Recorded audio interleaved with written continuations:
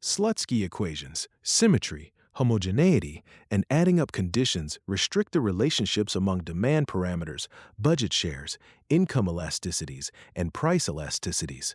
Nevertheless, without additional restrictions, a demand system's degrees of freedom are quadratic in the number of goods.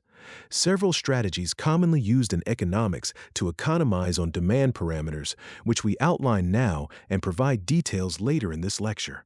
To manage this complexity, economists use several strategies to economize on demand parameters.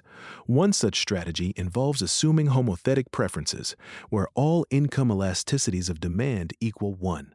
This assumption reduces the number of parameters in an n-good model from n plus 4 times n minus 1 divided by 2 to n plus 2 times n minus 1 divided by 2 by eliminating the degrees of freedom associated with income elasticities. For instance, in a 3-good model, the homothetic assumption reduces the parameters from 7 to 5. Another approach is the quasi-linear utility function, which is additive in the quantity of one good, known as the numeraire good. Here, all other goods have zero income elasticity, and the Hicksian and Marshallian demand functions coincide for non-numeraire goods. This assumption also uses up n-1 degrees of freedom. A third method is assuming an additively separable utility function, which imposes restrictions on the cross derivatives of the utility function, thereby reducing the degrees of freedom to 2 times n-1.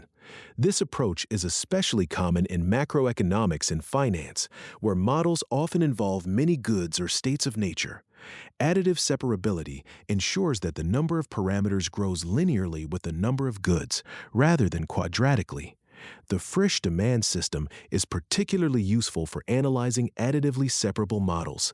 It expresses each good's demand as a function of a Lagrange multiplier on the consumer budget constraint.